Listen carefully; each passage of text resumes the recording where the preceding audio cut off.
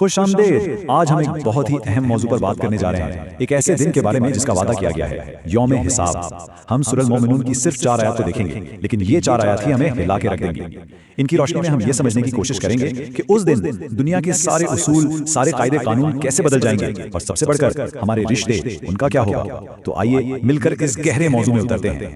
تو سب کچھ کیسے شروع ہوگا؟ بس ایک لمحہ، ایک آواز، جب سور میں پھونک ماری جائے گی۔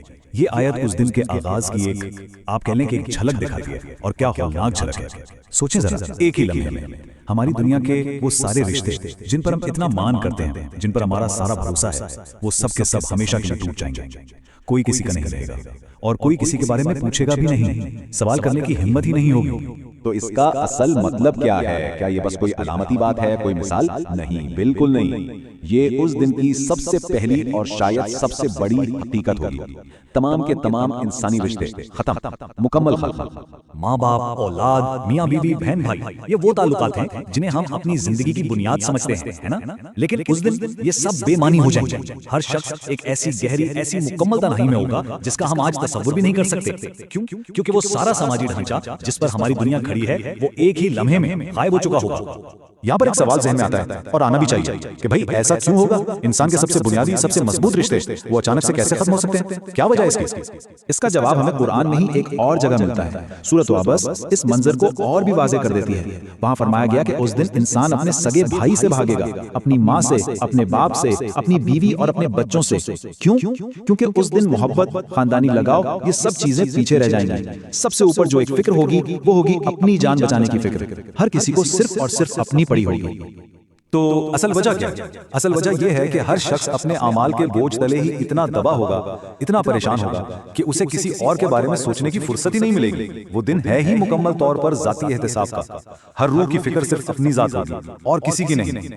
اچھا، تو رشتوں کی بات تو ہو گئی، اب چلتے ہیں اس دن کے سب سے مرکزی، سب سے اہم واقعے کی طرف، وہ لمحہ جب حتمی فیصلہ ہوگا، یعنی جب ہر ایک کے اعمال تولے جائیں گے۔ قرآن اس کے لیے ایک خاص لفظ استعمال کرتا ہے، موازین، یعنی ترازو۔ لیکن یہ کوئی عام ترازو نہیں ہے جیسا ہم دنیا میں دیکھتے ہیں، یہ اللہ کے انصاف کا ترازو ہے، ایک ایسا الہی پیمانہ جو ہر انسان کی نیکی اور بدی، چھوٹی سے چھوٹی، بڑی سے بڑی، ہر چیز کا وزن کرے گا۔ یوں سمجھیں کہ یہ کسی کی پوری زندگی کا خلاصہ ہوگا، سب کچھ سامنے آ جائے گا، کچھ بھی ذرہ برابر بھی چھپا نہیں رہے گا۔ اور دیکھیں، اس ترازو کے نتیجے صرف 2 ہیں، کوئی تیسرا آپشن نہیں۔ یا تو اعمال کا پڑلا بھاری ہوگا اور وہ لوگ ہوں گے مفلحون، یعنی کامیاب، فلاح پانے والے، یا پھر پڑلا ہلکا ہوگا اور یہ وہ لوگ ہوں گے جنہوں نے اپنی ہی جانوں کو، اپنے آپ کو خسالے میں ڈال دیا۔ ساری کی ساری قسمت کا فیصلہ بس اسی ایک بات پر ہونا ہے کہ یہ الہی ترازو کس طرف جھکتا ہے۔ تو اب ذرا ان لوگوں کے انجام پر غور کرتے ہیں جن کا پڑلا ہلکا رہ گیا۔ قرآن ان کے لیے جو منظر کشی کرتا ہے وہ بہت ہی سنگین و خوفناک ہے۔ آیت میں جو الفاظ ہیں وہ دل دہلا دینے والے ہیں۔ آگ ان کے چہروں کو جھلسا رہی ہوگی اور وہ اس میں بد شکل بنے ہوئے ہوں گے۔ یہ آیت ہمیں بتاتی ہے کہ یہ نقصان کتنا بڑا ہے، اپنی روح کو کھو دینے کا نقصان۔ لیکن سوال یہ کہ کسی کا پلڑا ہلکا ہو کیوں جائے گا؟ کیا وجہ ہوگی؟ اس کی ایک بہت بڑی وجہ ہے حقوق العباد، یعنی دوسروں کے حقوق، جو حق ہم نے ادا نہیں کیے۔ اس دن حساب کتاب کا ایک بہت بڑا حصہ اسی بات پر ہوگا کہ ہم نے لوگوں کے ساتھ کیسا سلوک کیا، ان کے حقوق پورے کیے یا ان میں کوتاہی کی۔ اور یہ حقوق ادا کیسے ہوں گے؟ اس کا طریقہ بہت ہی خوفناک ہے۔ دیکھیں، سب سے پہلے تو ظلم کرنے والے کی نیکیاں لے کر اس شخص کو دے دی جائیں گی جس کا حق مارا گیا تھا۔ لیکن سوچیں، اگر نیکیاں ہی ختم ہو گئی تو تب معاملہ اور بھی سنگین ہو جائے گا۔ پھر مظلوم کے گناہ اٹھا کر ظالم پر ڈال دیے جائیں گے۔ اس سے صاف پتہ چلتا ہے کہ دنیا کا کوئی بھی ظلم، چھوٹا یا بڑا، رائے گان نہیں جائے گا، انصاف ہو کر رہے گا۔ تو قیامت کے دن کا یہ سارا بیان سن کر یہ صرف ڈرانے کے لیے نہیں ہے، نہیں، اس میں ہماری آج کی زندگی کے لیے بہت بڑا سبق ہے۔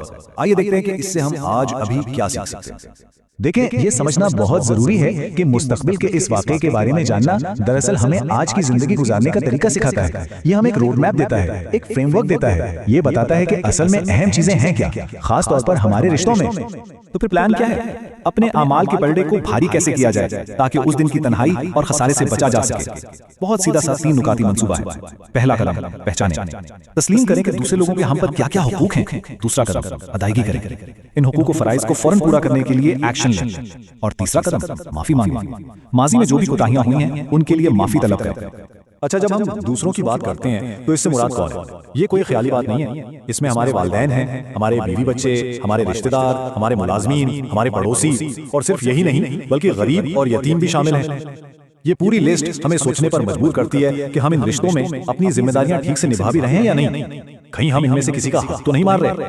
یہ ایک بہت ہی گہری بات ہے جس پر ہمیں ایک لمحے کے لیے رک کر سوچنا چاہیے۔ آج ہمارے پاس موقع ہے انہی رشتوں کو محبت اور شفقت سے نبھانے کا موقع جو کل ختم ہو جائیں گے، لیکن کل اس دن فیصلہ رشتوں کی بنیاد پر نہیں ہوگا، فیصلہ اس بنیاد پر ہوگا کہ ہم نے ان رشتوں میں اپنے فرائض پورے کیے یا نہیں، حقوق ادا کیے یا نہیں، تقوی اختیار کیا یا نہیں۔